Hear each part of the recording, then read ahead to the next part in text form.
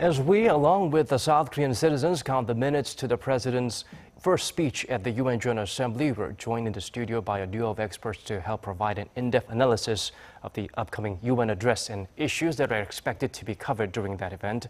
Professor Bong Youngshik from Yonsei University Institute for North Korean Studies, our presidential office correspondent Hwang Ho-jun on my left. Thank you for joining us. Oh, my pleasure. My pleasure. Well, first of all, let's start with the bare basics, where everyone's focus should be at North Korean threats. Can we expect something out of the ordinary in this very historic address by South Korea's President Moon Jae-in? I don't think there will be an element of a surprise, including the President Moon Jae-in's speech, because he has been all along maintained that we have to achieve these dual goals. One is to maintain the peace and stability on the Korean Peninsula by preventing any type of major conflict, including another Korean War. But at the same time, the other aspect of this pursuit should be denuclearization of North Korea. So how to juggle these potentially conflictual goals has been the major task of Moon Jae-in government. So I think he's going to address the difficulties of maintaining this dual approach to the situation and seek for international society's support and understanding. Right, it's going to be it has been, it will be a very difficult balancing act for the South Korean administration. It has been in the past. We can't just attack or be on the defensive when it comes to dealing in North Korea.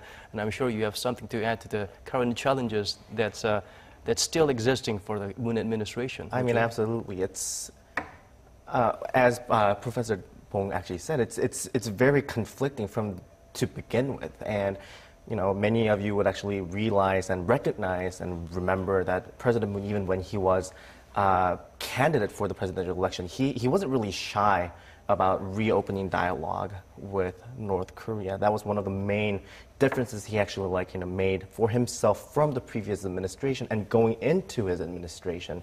It has been clear. He had said this through previous bilateral and trilateral, multilateral conversations that he had with other summits, that he said he wants to rekindle this kind of a dialogue with North Korea. And probably the most apparent one was last July in Germany, when he actually said, quote, "Under the right conditions, I am willing to meet with North Korean leader Kim Jong-un at any time, at any place." Now, of course, we need to focus on the word under the right conditions, and clearly, as we see, it's really safe to say it wasn't the right conditions. Since the launch of the Moon administration, there has been 11 provocations from North Korea, 10 missile launches, and 1 nuclear test earlier this month. Right, even Koreans were pretty much numb to such provocative acts from North Korea, are growing somewhat concerned these days. Exactly, and as you said, Koreans are more numb, but the thing is, right now internationally, there are definitely growing concerns on the escalating tension in the Korean Peninsula.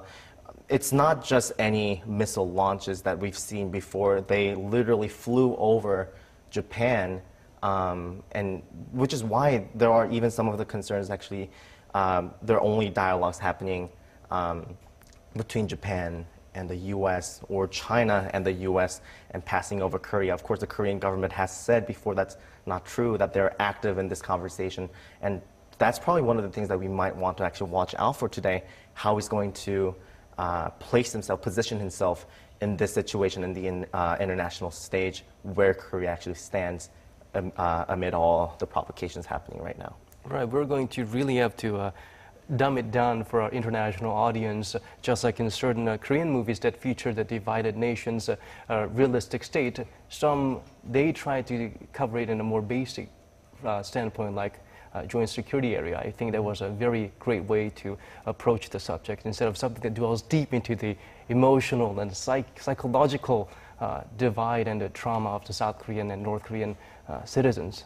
But of course, the two Koreas are one originally, as one UN ambassador has pointed out. They are Koreans, so it's not easy for us to turn our backs and just simply deploy more weapons and carry a bigger stick. So on that note, let's shift our focus a little bit to the current confusing move, as some international community members might perceive it. the humanitarian aid, the push to provide a massive support in terms of that, it's of course food supplies, not financial supplies to enable the regime to take advantage of it. But of course, it's puzzling for countries that seeing these two-pronged approach in terms of dealing with North Korea. Yeah, that's the very complex aspect of the given reality for Koreans. As you said, that we are living in a state of divided country since 1948, to say the least, with the establishment of separate regimes in the north and in the south. So North Korea is a source of threat to South Korea's national security, but at the same time, if South Koreans pursue eventual reunification in a peaceful manner, you cannot dismiss North Korea as a partner in this endeavor. But the timing of this announcement of the provision of $8 million in the form of humanitarian aid via international organizations for reliable monitoring has been terrible, because it sent out a wrong signal and message to all related parties, including the United States, Japan, and other countries who are cranking up their contributions to more effective pressure on North Korea, so that North Korean regime will come out to the negotiation table. The amount may be minuscule, and this is a practice that many other countries have been already doing in the name of unconditional humanitarian aid. But South Korean government doing this will be seen in a negative light because South Korea has insisted upon that if there will be a military conflict on the Korean Peninsula, then South Korea will be the biggest victim. So we need a security commitment, carried out by the United States according to the Mutual Security Treaty.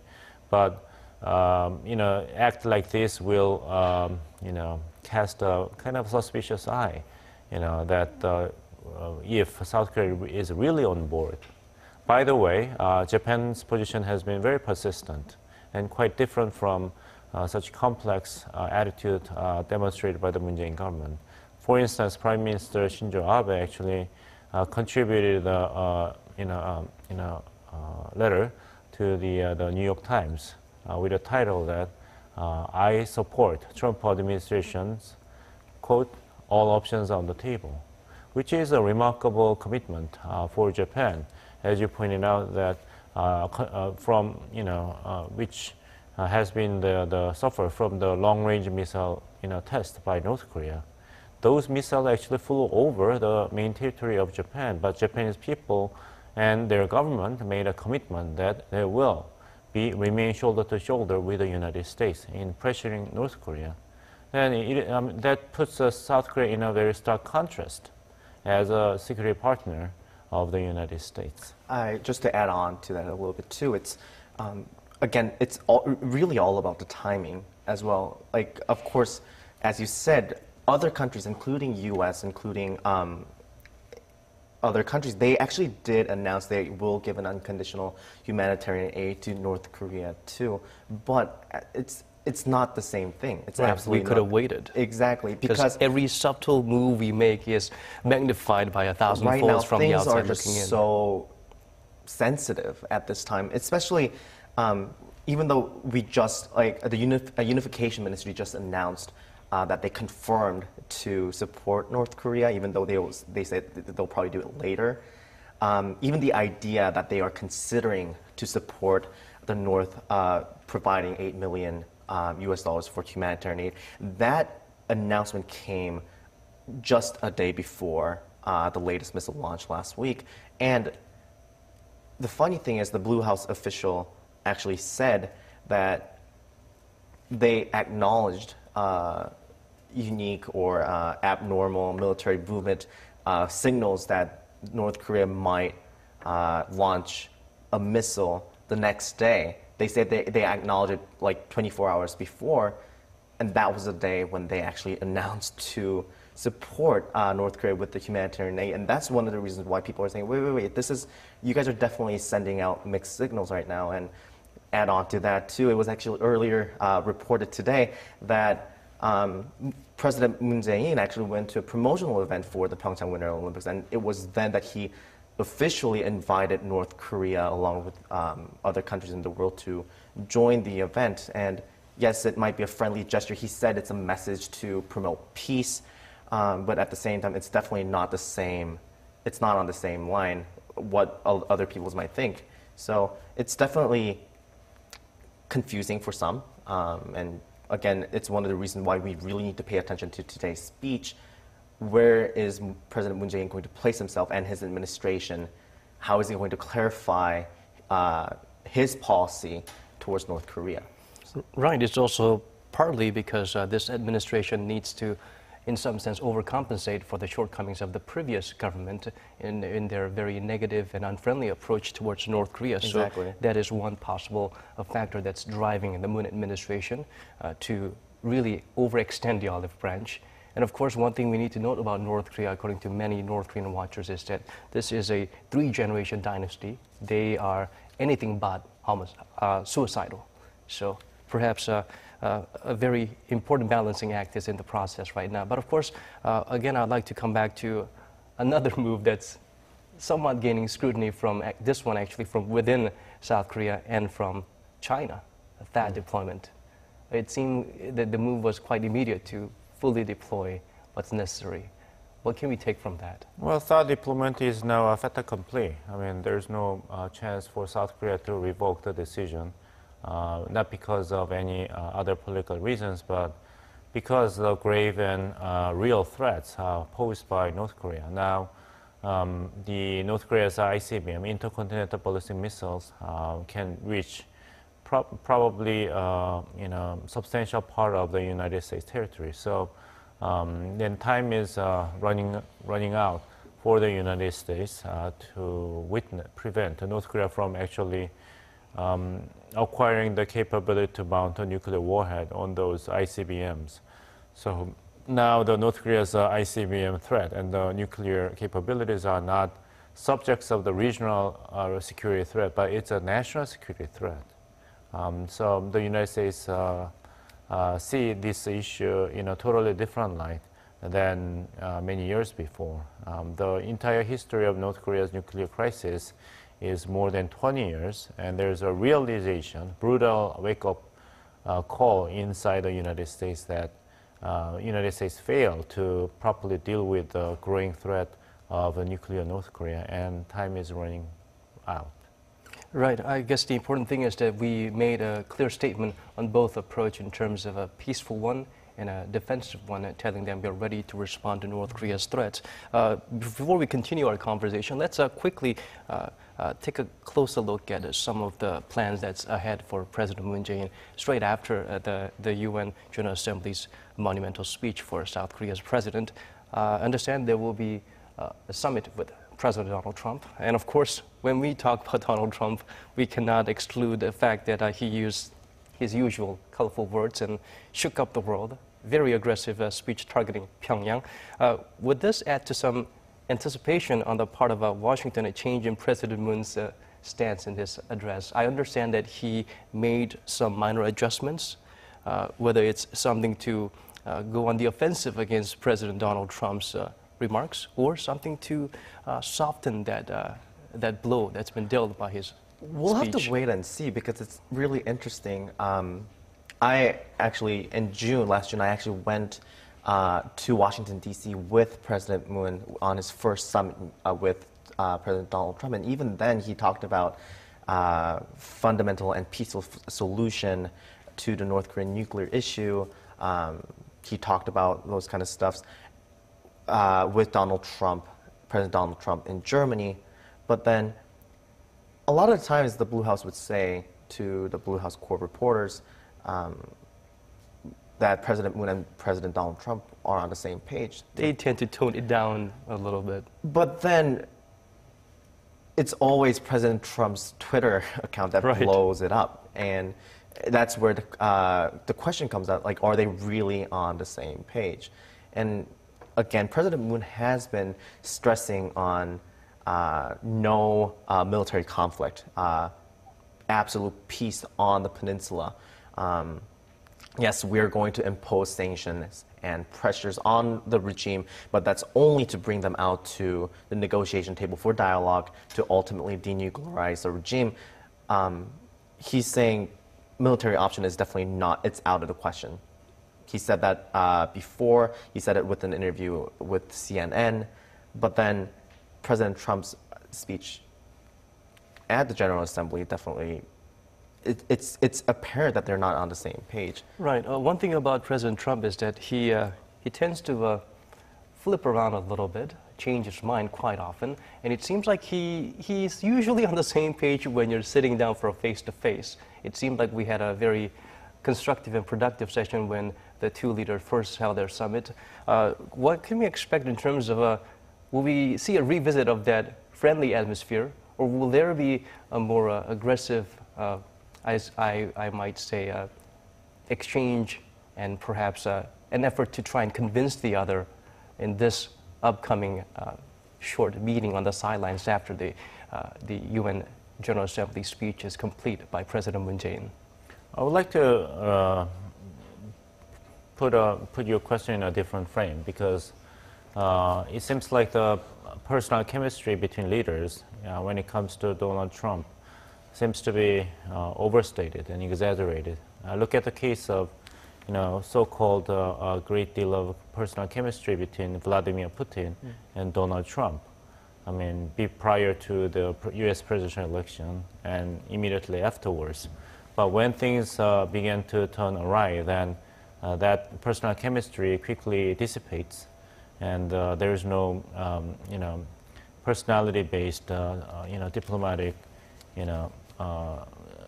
friendly spirits exchange between the two leaders. Russia kicked out, many U.S. diplomats in protest of the U.S. sanctions on Russia. So I think the same principle will be applied to the case of, Donald Trump on one side, and President Moon Jae-in on the other side.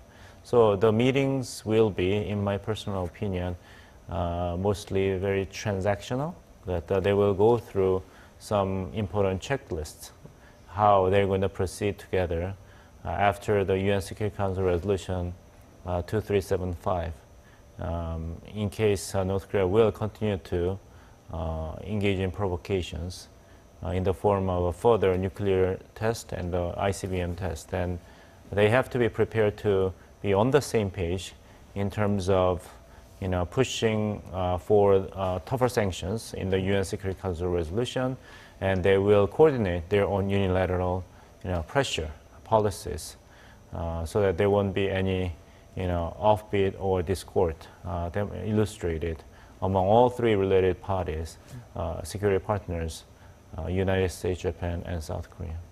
Right. Let me jump to a different topic this time. President Moon Jae-in, since we were talking about President Trump and how he has this very fixed image of what kind of a character he is, so does President Moon Jae-in. He is looked to as, in some sense, a very inspirational figure. And of course, there are many various democracy movements by the people going on in various countries.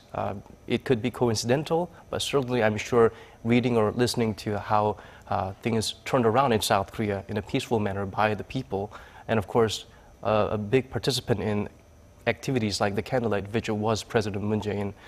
So how do you feel that his perceived image by the international community, does it put him at a, I'm sure it puts him at a certain advantage. I'm sure the UN General Assembly participants view him in a more favorable light. But what kind of downsides could there be to having such a strong image? Well, I think the downside is having that kind of strong image actually has its limits in a way, because your cards are already on the table. I think that's one of the big things. Like for him, he is the communicator, he is the liberal leader, he is the president who got elected through the so-called candlelight revolution, meaning he is the protector of democracy. And he's the protector, and it can be seen as like him being a pacifist almost. And in times like this, especially when there's so much tension on the peninsula, you also want to be seen as a leader with a firm resolute determination to deal with this kind of stuff. I mean, President Trump actually wasn't shy about expressing his frustration on North Korea. He said time and time again he's open for dialogue. There's a provocation. He's, okay, we're going to maximize sanctions and pressure on North Korea, but North Korea, it seems like they don't really care, and they still launch a missile or something like that. So President Trump is definitely he's definitely in the tough spot right now. So yeah, we'll have to see what he's actually going to see tonight, what he's going to actually say tonight. So.